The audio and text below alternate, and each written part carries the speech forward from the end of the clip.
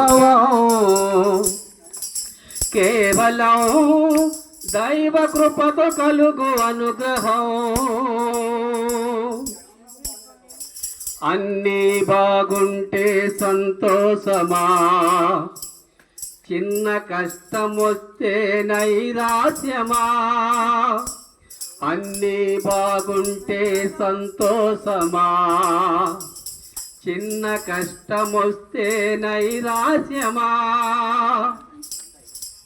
చీకటి లేకుంటే వెలుతురెలా తెలిసేది, ఓటమిలో నుండే పట్టుదల పెరిగేది.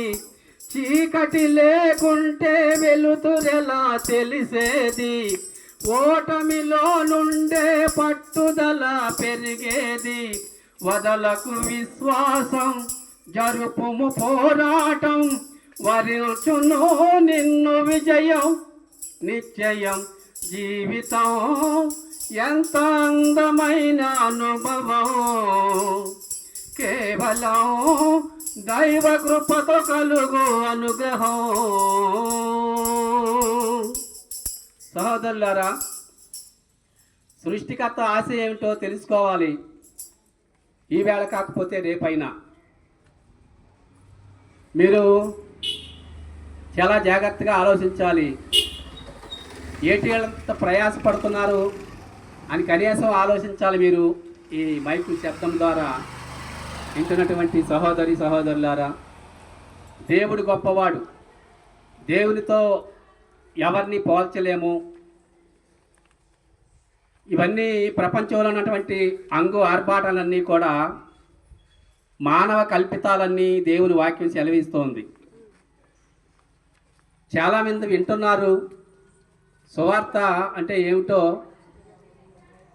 వింటూ ఉన్నారు, విని కూడా పట్టినట్లుగా మాకు కాదులే అన్నట్లుగా చాలామంది నిర్లక్ష్యం చేస్తున్నారు. దేవుడు నమ్మదగినవాడు. ప్రయాసపడి భారం మోస్తున్నటువంటి సమస్త జనులారా, నా యొద్దకు రండి, నేను మీకు విశ్రాంతిని ఇస్తానని పిలుస్తున్నాడు ఆయన. ప్రతి ఒక్కరూ ప్రయాసపడుతున్నారు. పేదవారి నుండి ధనికులైనటువంటి వారు కూడా ఎంతో వారు జ్ఞానముతో, దేవుడిచ్చినటువంటి జ్ఞానముతో ఎన్నో సంపాదించుకుంటూ ఉన్నారు.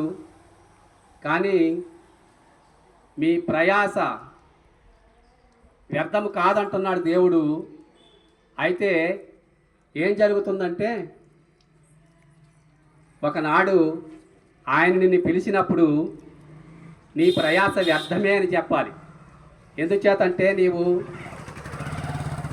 ఎంత సమకూర్చుకున్నా, ఎంత జ్ఞానవంతుడివైనా, నువ్వు డాక్టర్ అయినా, యాక్టర్ అయినా, మంత్రివైనా, ధనవంతుడివైనా బ్రతికుండగానే పేరు ఉన్నవాడవు అన్నట్లుగా చివరికి ఏమీ లేకుండా ఒట్టి చేతులతో వెళ్ళిపోతున్నాడు.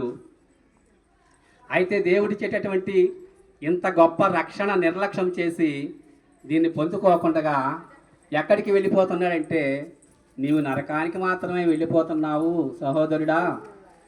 ఏ ఒక్కరు కూడా నరకానికి వెళ్ళటం నాకు ఇష్టం కాదయ్యా, మిమ్మల్ని రక్షించడానికి నేను పిలుస్తున్నానయ్యా అని దేవుడు ఎంతో ప్రేమతో పిలుస్తూ ఉన్నాడు. దివారాత్రములు ఆయన చేతులు చాసి సర్వ మానవాళిని ఆయన పిలుస్తూ ఉన్నాడు. అందుకే ఇంత ప్రయాసపడుతూ ఉన్నారు. ఆయన్ని ఎరిగినటువంటి వారు. దయచేసి సహోదరి సహోదరులారా, దేవుడు వెలుగై ఉన్నాడు. అందుకే నీ జీవితం ఎంతో అందమైన అనుభవం. ఆయన అనుభవం ఏమిటో నువ్వు తెలుసుకోవాలి. ఈ రోజున ఎంతోమంది ఆత్మహత్యలు చేసుకుని చనిపోతున్నారు. తెలిసి తెలియక వారు చేసినటువంటి కార్యక్రమాలకు బానిసైపోయి, వ్యసనాలకి బానిసైపోయి, వాళ్ళ ఇష్టానుసారంగా జీవించి ఇంకా ఎటు తోసక, ఎటు వెళ్ళడానికి దారి లేక, వారి దారిలు మూసుకుపోయి ఎవరికి సమాధానం చెప్పలేక వారు ఆత్మహత్యకు పాల్పడుతున్నారు.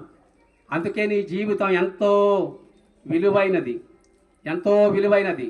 ఆ విలువేంటో తెలియాలంటే నీకు దేవుని వాక్యాన్ని సంపాదించుకోవాలి. నీవు దేవుని వాక్యము మన బ్రతుకులకు అద్దము లాంటిది.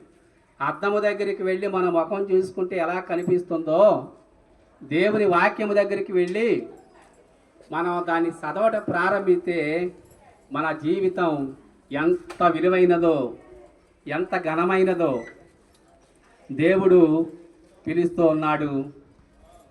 నీ విలువైన జీవితాన్ని పాడు చేసుకొనవద్దని సహోదరులారా గమనించాలి. బిడ్డల ప్రయాస దేవుడు చూస్తూ ఉన్నాడు.